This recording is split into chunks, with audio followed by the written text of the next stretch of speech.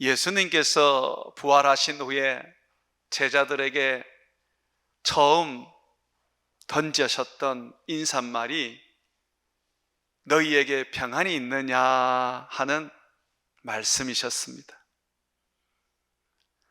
다시 말하면 예수님께서 살롬, 평안해라 라고 인사를 하셨던 것입니다.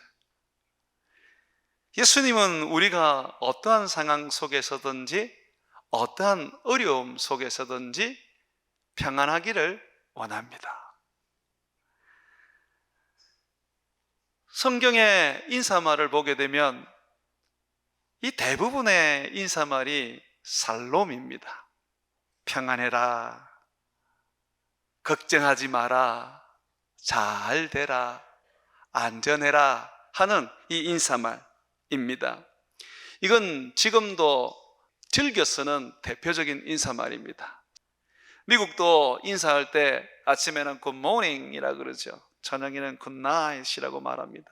이 굿이라는 말은 좋다라는 말인데 이것을 좀 더 확대해서 해석을 해보면 평안하라, 잘 되라 그런 의미입니다. well과 같은 말이고 트럼프 대통령이 잘 쓰는 very well 하는 의미입니다. 우리나라는 어떻습니까? 여러분, 우리나라는 이 평안에 대해서 다른 어떤 나라보다 더 갈망하고 그 소망을 인사말에 담아 놓았습니다. 안녕이라고 하는 이 말, 이게 평안하라, 평안하라 라는 말을 2번이나 담아 놓은 인사말입니다. 안녕이라는 이 인사말을 한문으로 풀어보면 편안할 안, 편안할 영입니다. 평안하라, 평안하라 그렇게 인사를 하는 것이죠. 중국도 니하오라는 인사가 주로 많이 사용되는데 이 하오라는 것은 좋다라는 겁니다. 영어로 말하면 굿입니다. 우리나라 말로 하면 안녕이라는 말이죠. 이처럼 세계의 모든 나라들이 예수를 믿든 예수를 믿지 않든 간에 평안을 간구합니다. 평안을 소망합니다. 그래서 만나기만 하면 안녕하십니까? 평안하십시오. 잘 되시기를 바랍니다. 라고 하면서 평안을 빌어줍니다. 그렇지만 이 평안이 쉽게 우리에게 주어지지 않습니다. 마음이 불편하고 불안하고 염려로 가득 차 있는데 누가 나에게 안녕하십니까? 라고 인사를 하면 선뜻 네 그렇습니다 라고 말을 못합니다. 우리가 그만큼 평안을 구하고 안녕을 구하는데도 왜 우리에게는 평안이 쉽게 찾아오지 않는 것일까요? 그 이유는 평안은 하나님께 속한 능력이기 때문입니다. 평안은 세상에서 만들어낼 수 없습니다. 인위적으로, 인공적으로 잠시 만들어낼 수 있지만 금방 사라지고 맙니다. 아침 안개처럼 말입니다.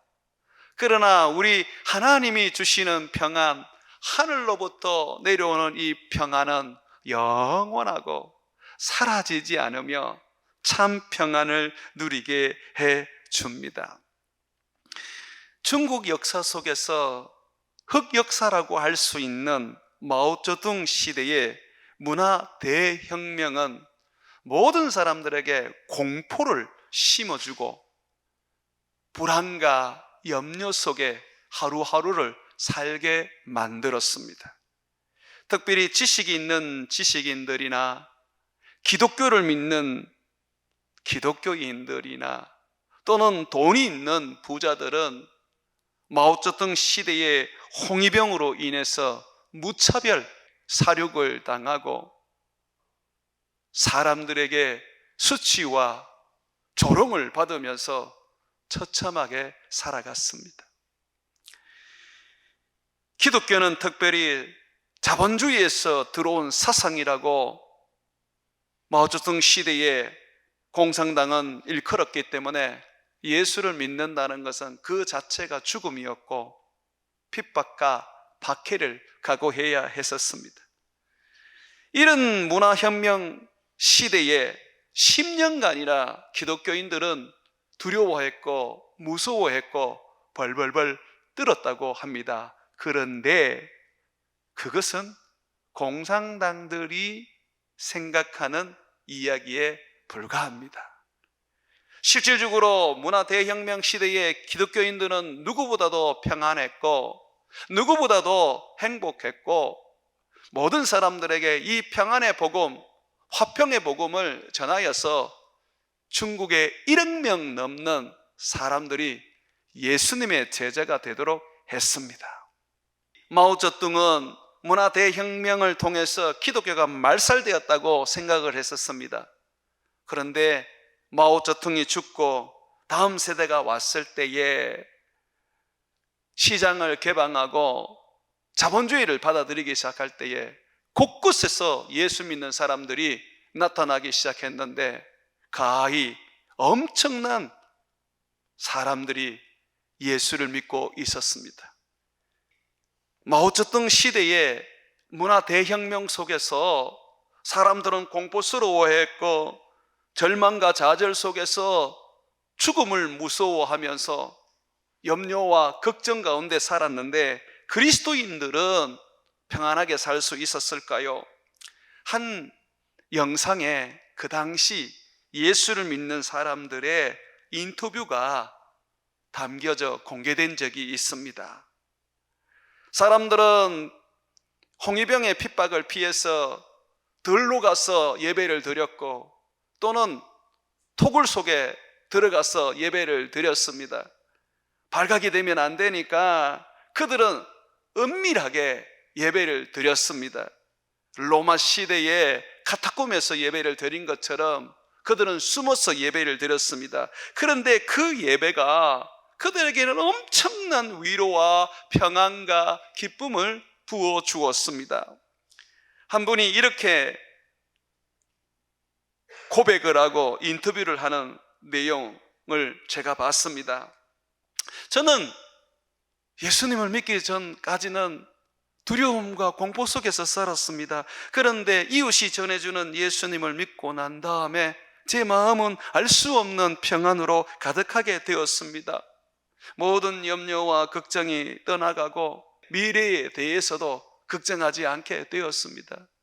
저는 뭔가 모르는 그 기쁨과 그 행복이 제게 늘 밀려오는 것을 느끼면서 하루라도 예배를 드리지 않으면 안 된 것만 같았습니다. 문화 대혁명 시대에 수많은 그리스도인들은 평안을 누렸습니다.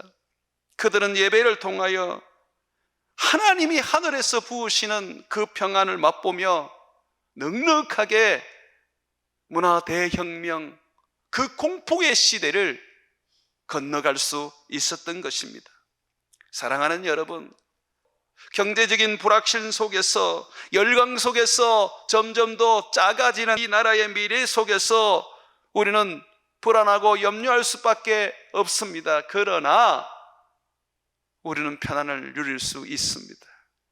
세상이 줄 수 없는 평안, 기독교 역사 2000년 세월 속에 죽음 앞에서도 찬양하고 평안을 누렸던 그 평안을 오늘도 우리는 누릴 수가 있다는 것입니다. 기드온도 미디안 사람들의 탈취와 학대와 끊임없는 공격 속에서 늘 두려워하고 공포스러워하고 불안과 염려 속에 살았었습니다. 심지어 하나님이 이스라엘과 자기를 버렸다는 오해와 원망 속에서 점점 더 작아지고 절망 속에서 살았었습니다. 그런데 주님을 만난 후에는 그는 평화를 노래하기 시작했습니다. 주님을 만난 후에는 그가 누렸던 그 평화가 계속해서 자기에게 부어지기를 소망하여 그의 첫 제단, 첫 예배의 제단을 만들고 그 이름을 여호와 살롬, 여호와는 평화시다. 내가 예배할 때마다 평화를 부어주시는 분이라고 그는 고백했던 것입니다. 여러분 24절 말씀 한번 보시죠. 기드온이 여호와를 위하여 거기서 제단을 쌓고 그것을 여호와 살롬이라 하였더라. 이것이 오늘까지 아비에셀 사람에게 속한 오브라에 있더라. 이 기드온이 세웠던 첫 예배단, 첫 제단, 그 제단의 이름이 여호와 살롬입니다. 기드온은 왜 제단을 쌓고 거기에다가 이름을 붙였을까요? 아브라함은 수도 없이 곳곳에 이동하면서 제단을 쌓았지만은 이름을 한번 붙인 적이 없습니다. 물론 모세는 아말렉과의 전투에서 승리한 후에 승리의 제단을 쌓고 여호와 니시라는 이름을 붙였지만 대부분의 사람들은 제단에 이름을 붙이지 않습니다. 그런데 왜 기드온은 그 제단에 이름을 붙입니까? 제단은 예배 드리는 제단입니다. 그는 그 제단에 자기가 만난 하나님이 평강의 하나님인 것을 그는 고백할 뿐만 아니라 예배 드릴 때마다 하나님이 자기에게 평강을 부어주시기를 소망했기 때문입니다. 여러분, 여러분의 오늘 예배가 주님의 평강을 고대하고 소망하고 간구하는 예배 되시기를 주의 이름으로 축원을 드립니다. 사랑하는 여러분, 기드온이 만난 하나님은 어떤 하나님입니까? 죽이시는 하나님입니까? 살리시는 하나님입니까? 망하게 하시는 하나님입니까? 흥하게 하는 하나님이십니까? 우리 하나님은 살리는 하나님이셨습니다. 기드온이 하나님을 만났을 때에 그는 하나님인 줄 알고 무척 두려워하며 좌절했습니다. 그는 아버지와 함께 바알과 아세라 신상을 세워놓고 우상 숭배를 했던 우상 숭배자였습니다. 우상 숭배의 죄를 날마다 저지르던 죄인이었습니다. 그의 삶은 하나님을 원망하고 그는 믿음의 사람으로 전혀 살지 않았었습니다. 그는 죄 가운데 거하였고 그저 하루하루 생명을 연명하는 그런 인생에 불과했었습니다. 그런 중에 하나님을 만났으니 그는 자기가 죄인인 것을 알게 되고 느끼게 되고 결국은 그 죄 때문에 죽을 것이라고 여겼던 것이죠. 오늘 말씀 22절과 23절 한번 보십시오. 기드온이 그가 여호와의 사자인 줄 알고 이르되 슬프도소이다. 주 여호와여, 내가 여호와의 사자를 대면하여 보았나이다 하니 여호와께서 그에게 이르시되 너는 안심하라, 두려워하지 말라, 죽지 아니하리라 하시니라. 하나님의 사자를 대면했다고 깨달았던 이 기드온은 결국 그의 죄 때문에 죽을 것이라고 생각하고 공포스러워하며 좌절을 느꼈습니다. 그런데 주님이 뭐라 그러십니까? 안심하라, 두려워하지 마라, 나는 죽지 아니하리라고 하셨습니다. 이 말이 무슨 말이에요? 너의 죄를 내가 사하였다. 너는 이제 나와 화평을 누리는 자이다. 하나님과 우리의 관계가 나누어지고 원수가 되는 이유는 딱 하나입니다. 너희 속에 죄가 하나님과 너희 관계를 가른다고 이사야는 말합니다. 그래서 우리는 죄 때문에 죽을 수밖에 없는 것이죠. 그러나 주님께서는 기드온을 살리셨습니다. 어떻게 살리셨습니까? 기드온이 선지자인 줄 알고 염소 새끼 한 마리를 잡아가지고 삶아서 떡과 함께 음식으로 가져왔을 때에 하나님의 사자는 그것을 바위 위에 올려놓고 그 국도 부어라고 하면서 그것을 속죄의 제사로 드리게 했습니다. 바위에서 불이 올라와서 그 제물을 다 태워버리는 번제의 제사가 되게 하셨습니다. 주님은 기드온이 드린 그 어린 염소를 가지고 기드온의 죄를 깨끗하게 속죄해 주신 것이죠. 주님은 이미 그의 죄를 속죄했기 때문에 그가 죽을 일이 없다는 것을 분명히 말씀해 주셨습니다. 기드온은 그것을 깨닫고 하나님 앞에 자기의 제단을 쌓고 이 제단으로 날마다 자기의 죄를 속죄하며 자기를 새롭게 하여 하나님과 평화를 누리고자 했습니다.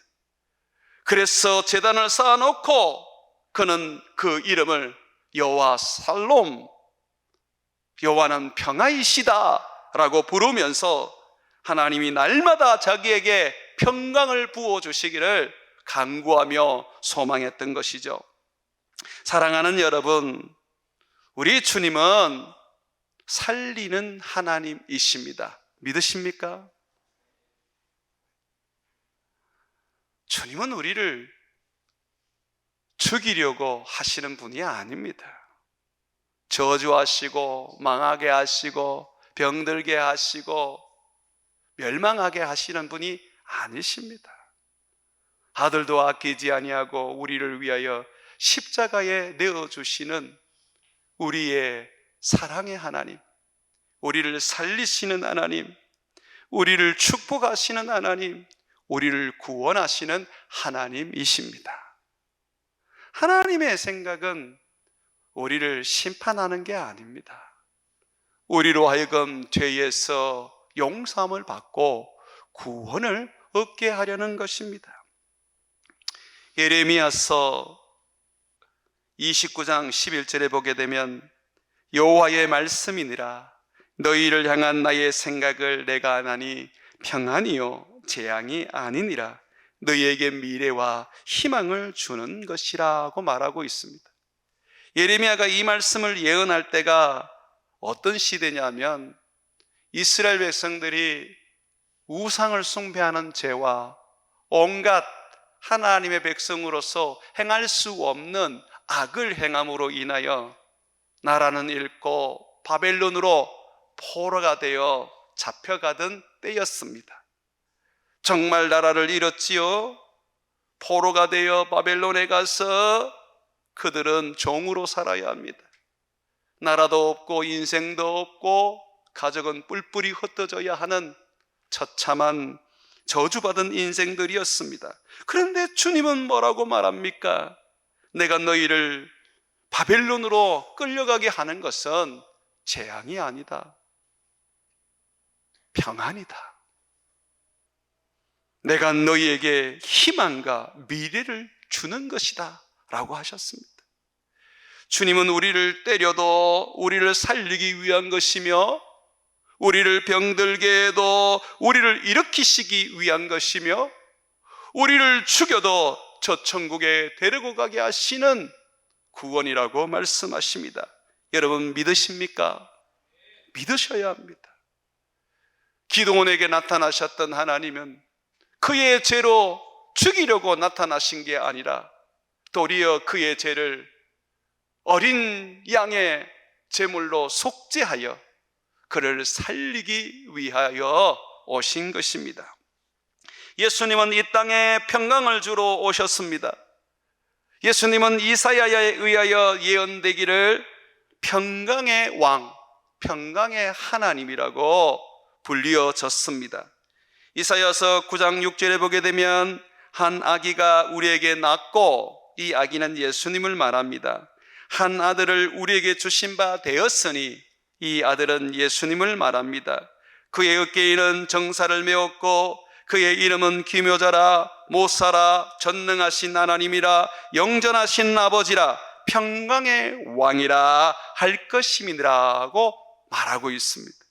예수님이 누구라고요? 평강의 왕입니다.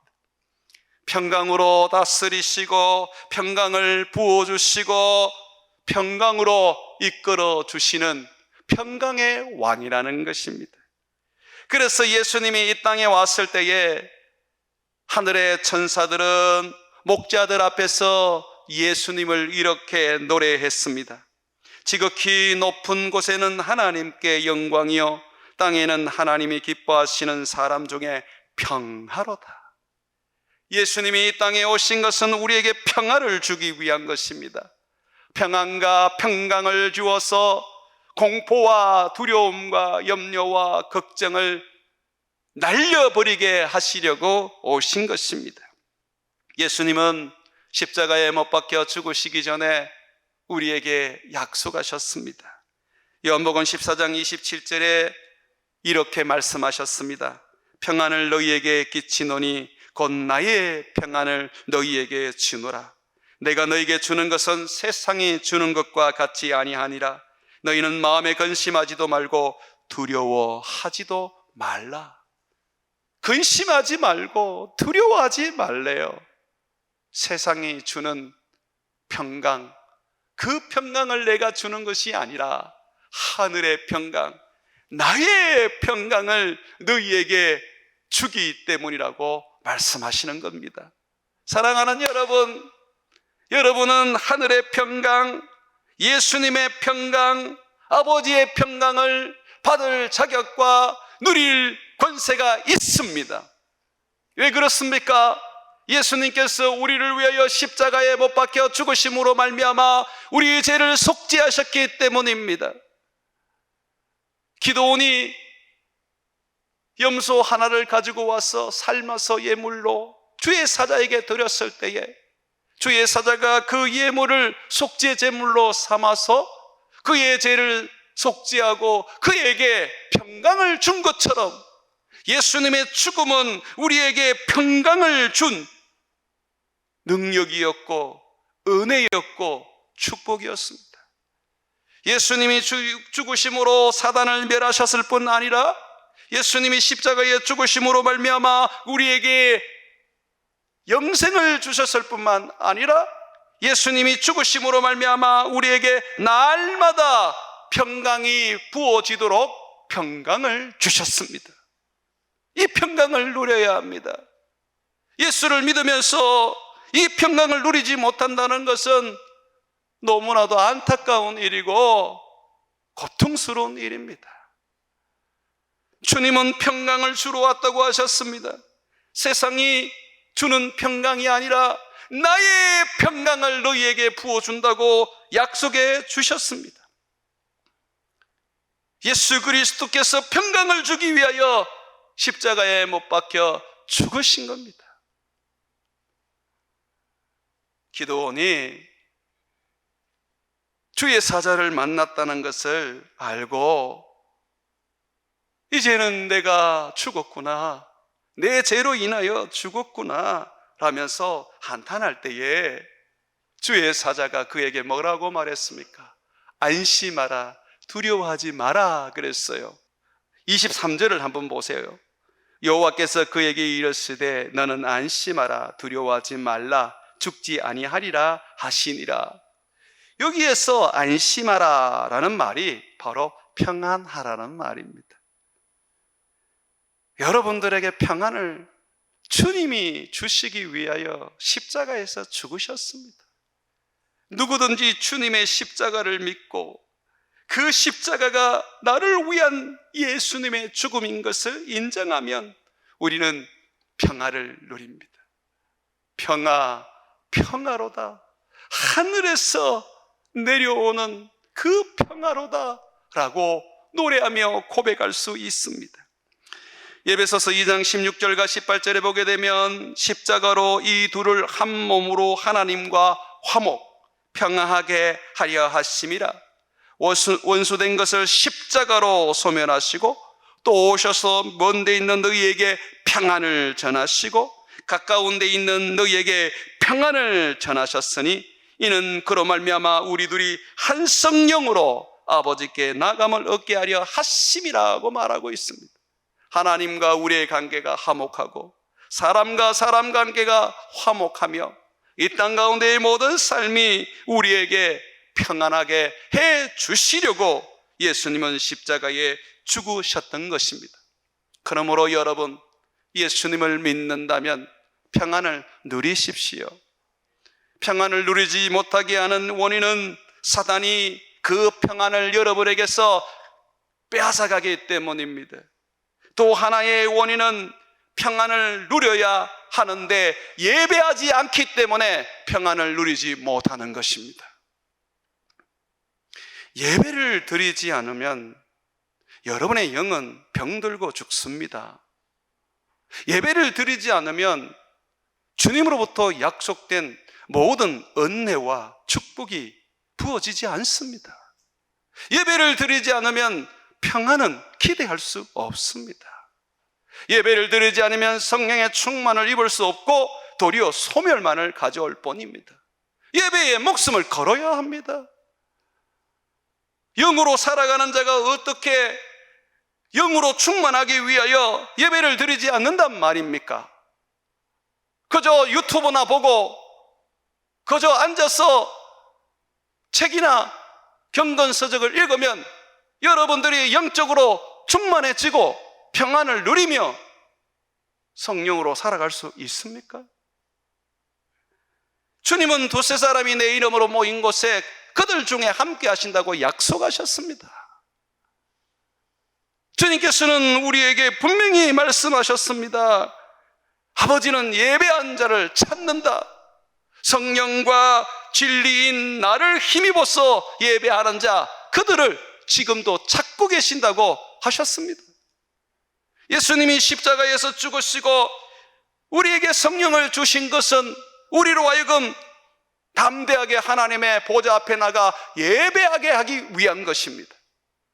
예배가 없이 어떻게 내가 믿는다고 말할 수 있으며 예배가 없이 내가 어떻게 하나님의 은혜를 받을 수 있다라고 생각할 수 있겠습니까? 로마서 5장 1절에 보게 되면 우리에게 평화를 누리는 방법을 가르쳐주고 있습니다. 그러므로 우리가 믿음으로 의롭다 하심을 받았으니 죄사함을 받고 하나님의 자녀가 되었다면 우리 주 예수 그리스도로 말미암아 하나님께 평안을 누리자라고 말하고 있습니다. 평안은 예수로 말미암아 오는 것입니다. 예수를 힘입어 예배하고 예수를 힘입어 기도하고 예수를 힘입어 말씀대로 살 때에 평안이 부어지는 것입니다.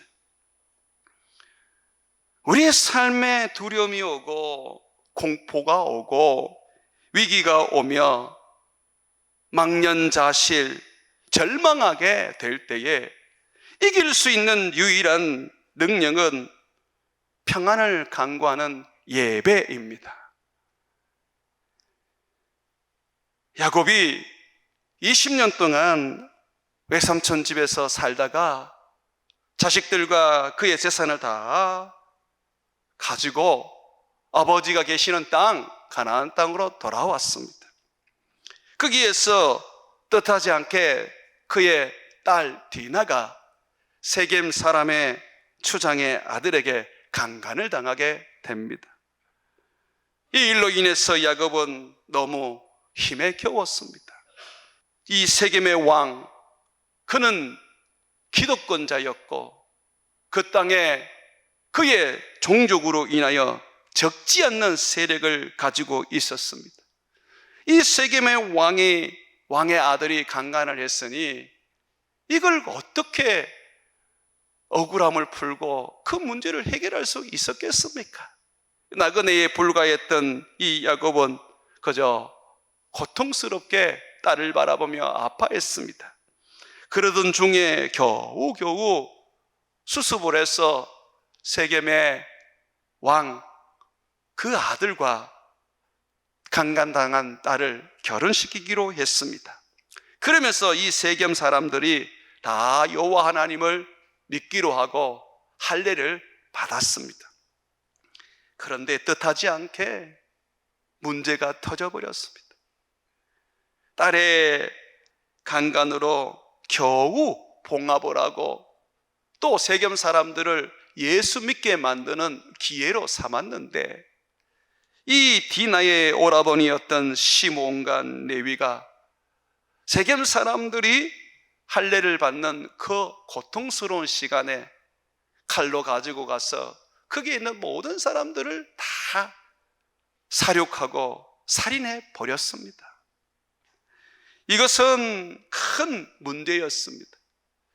이 세겜의 왕은 그가 살고 있는 도시에만 자기 세력이 있는 것이 아니라 곳곳에 그들의 형제들과 그들의 종족들이 있었기 때문에 결국 이들이 뭉쳐서 야곱을 복수한다면 야곱은 영락없이 그냥 죽게 되어 버리는 것입니다. 그래서 야곱이 아들들을 원망했습니다. 너희들 왜 그랬냐? 우리는 나그네밖에 되지 못하는 인생인데 어떻게 해서 이 모든 사람들을 다 죽이려고 너희가 그 악한 짓을 했냐? 라고 하면서 원망하고 한탄했습니다. 도저히 이제 더 이상은 야곱이 해결을 할 수가 없는 것입니다. 그런데 그때에 하나님이 그 위기와 두려움과 공포 속에 고통스러워하는 야곱에게 나타나셔서 네가 옛날에 베델에서 하나님께 예배를 드렸듯이 너는 다시 베델로 올라가서 하나님을 찾고 예배하라고 말했습니다. 이것이 지금의 위기를 극복하고 두려움과 공포와 절망을 이기는 능력이라고 말했습니다. 창세기 35장 1절에 보게 되면 하나님이 야곱에게 이르시되 일어나 베델로 올라가서 거기 거주하며 네가 너의 형 에서의 얼굴을 피하여 도망하던 때에 너에게 나타났던 베델의 하나님께 거기서 예배의 제단을 쌓으라 하신지라. 야곱은 하나님의 말씀대로 모든 우상을 버리고 베델로 올라가서 예배하기 시작했습니다. 그랬더니 하나님이 인간의 모든 사람들에게 두려움을 주셔서 아무도 야곱을 해치거나 또는 함부로 대하지 못하도록 보호하셨습니다. 하나님의 평강이 베델에서의 예배를 통하여 부어진 것입니다.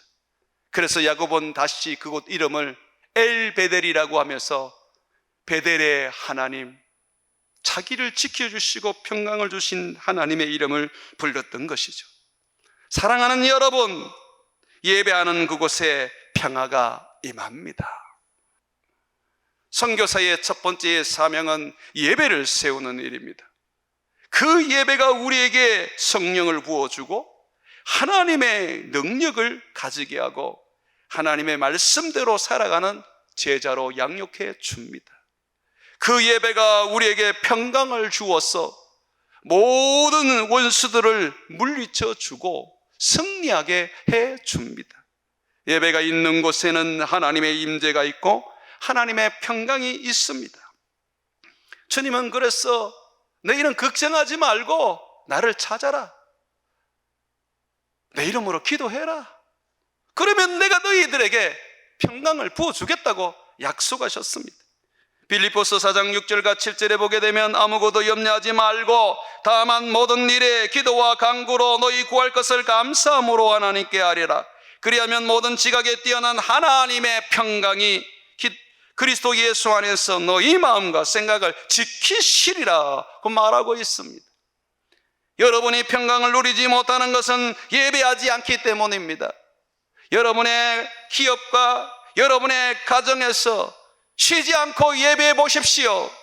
하나님은 그 예배하는 곳에 임하십니다. 하나님이 임할 때에 하나님은 평강의 하나님이시기 때문에 평강을 부어주시는 것입니다. 사랑하는 여러분, 지금 미얀마는 내전으로 인해서 나라가 황폐해졌고 이번에는 큰 지진으로 인해서 나라에 구실조차 못하는 위급한 상황에 직면하게 되었습니다. 거기에 우리의 선교지 그연화 공동체는 하루 3번씩 기도합니다. 어린아이들도 새벽 5시가 되면 새벽 기도를 합니다. 저녁이 되면 모두가 한 8시 정도에 모여서 부르짖으며 2시간 동안 기도를 합니다. 기도가 끝나면 거기에 있는 공동체 식구들은 아이든 청년이든 곳에 군데군데 흩어져서 땅바닥에 엎드려 무릎을 꿇고 기도를 합니다. 하나님을 찾습니다. 그렇게 주님을 찾고 그렇게 주님을 구하니까 거기에는 평화가 임했습니다.